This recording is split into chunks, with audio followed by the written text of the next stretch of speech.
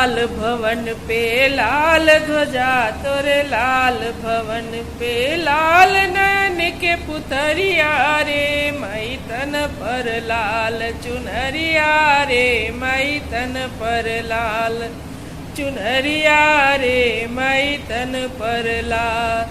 लाली दम के मुखड़ा से होठ के रंग बालाल हो मैया होठ के रंग बालाल